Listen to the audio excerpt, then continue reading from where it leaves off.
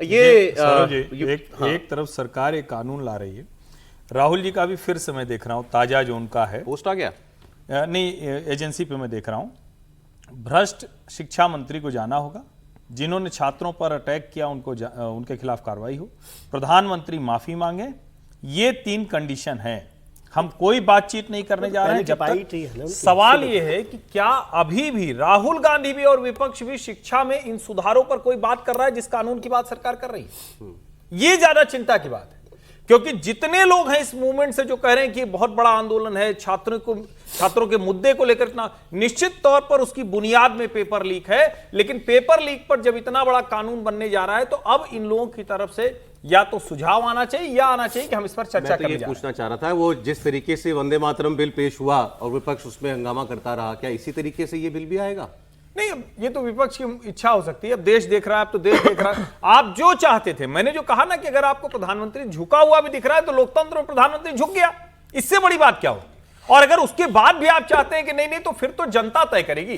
फिर ये सड़क नहीं तय करेगा, नहीं ये हंगामा तय करेगा, नहीं अपराध तय करेगा, ना अराजकता तय करेगी। अरे शिक्षा मंत्री के ये बिल कौन पेश करेगा, ये भी सरकार को तय करना होगा ना।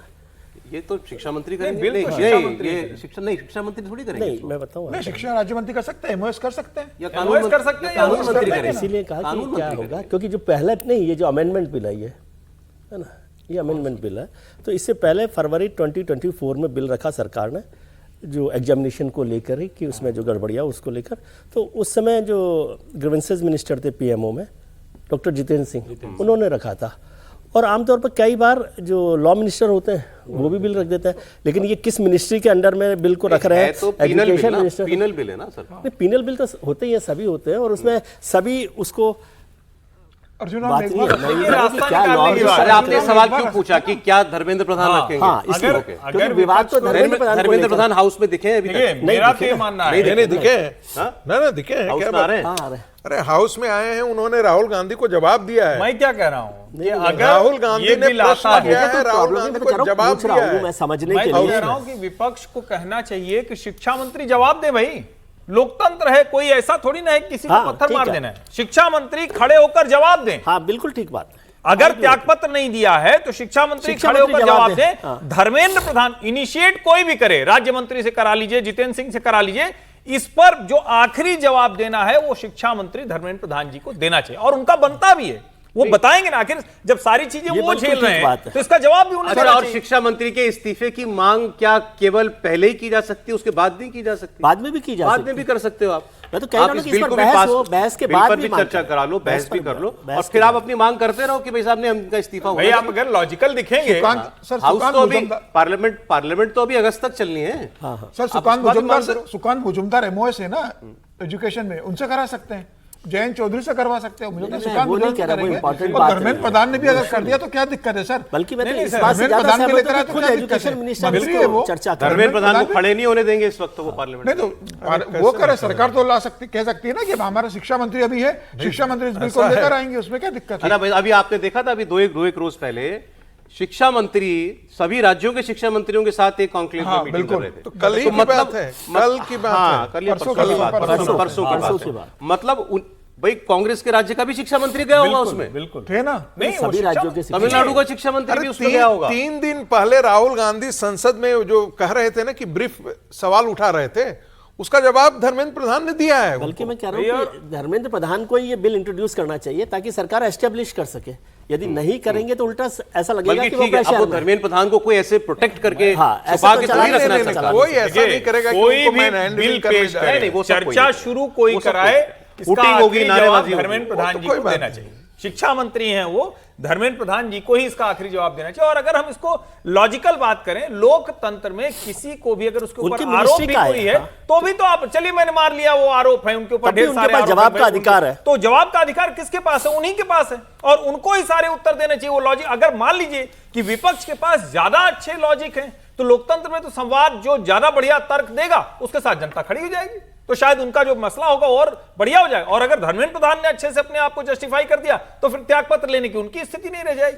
ये तो सरकार को तो आप आइडियल सिचुएशन प्रधान जी को पेश करने के लिए कहना चाहिए। प्रधान बिल भी पेश कर पाए शांति से, धर्मेंद्र प्रधान सर, जवाब बिल भी दे पेश पाए करने में शांति से। शांति की बात नहीं होती ना, बिल पेश करना कोई ऐसा काम नहीं ना, अभी भी हो रहा था बिल पेश करने में, तो आपने खड़े होकर आधा मिनट का लाइन काम का आइडियल तो ये ना कि वो बात लेकिन भी मैं कह कर रहा हूँ पाए। सरकार को करना चाहिए कि धर्मेंद्र प्रधान से ही बिल पेश करवाएं, ताकि वो तो अपने आप एस्टेब्लिश कर सके कि भाई हम इनके साथ खड़े। अरे खबर है पेपर लीक मामले पर केंद्र सरकार पर हमलावर हैं राहुल गांधी, और कल शाम को एक बार फिर वो सड़क पर उतरे हुए थे। चलिए वो तस्वीर भी दिखाई दीजिए साथ साथ, फिर इस पर हम बात कर लेते हैं।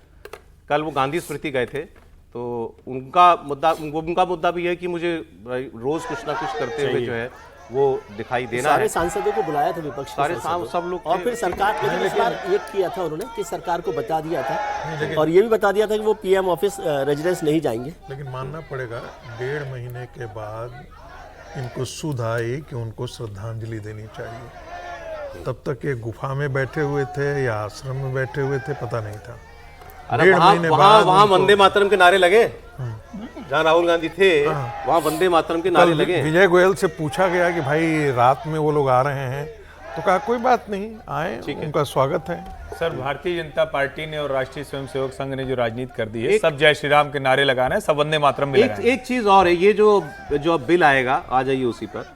सरकार को शब्द इस्तेमाल कर रहा हूँ, केवल एक उसको उसी केवल रेफरेंस उसमें लीजिए, कॉन्टेक्स्ट में मार्केटिंग करनी पड़ेगी इस बिल की। मार्केटिंग सरकार कैसे करती है, ये भी बात है। भाई ये बात उस बच्चे तक पहुंचनी चाहिए ना जो बैठा हुआ है, बैठा हुआ उसको पता चले कि सरकार ये कर रही है। उसका पहला तो सदन में चर्चा ही होगी, और दूसरा बीजेपी की जो अपनी शैली है, प्रधानमंत्री बताएंगे, मंत्रियों को लगाया जाएगा, प्रेस कॉन्फ्रेंस होगी, हर राज्य का मुख्यमंत्री प्रेस वार्ता करेगा। इतना बड़ा कानून बनाया है, जो शिक्षा मंत्री होंगे वो करेंगे, विभागों की तरफ से जारी किया जाएगा। तो मुझे लगता है उसमें कोई बहुत बड़ी समस्या नहीं आएगी। पहला जो कदम है कि इस पे अच्छे से सदन में चर्चा हो जाए, इसके जितने प्रावधान हैं 3 महीने से लेकर जुर्माना से लेकर जेल से लेकर जमानत की कठिन शर्तों से लेकर, उसको अच्छे से लोगों को बता पाए, मुझे लगता है उसकी तरफ जाना चाहिए, और वो जाएंगे उसमें। अब कोई, और मुझे ये भी लगता है कि अभी बहस होगी, और अब इसमें कोई कंफ्यूजन नहीं। पार्टिसिपेट करना चाहिए डिबेट में, क्योंकि सबका देश भर के लिए मुद्दा, और कॉन्करेंट लिस्ट में एजुकेशन आता है, तो राज्यों का भी राज्यों का सरकार की बड़ी बात है सर, तत्काल बिल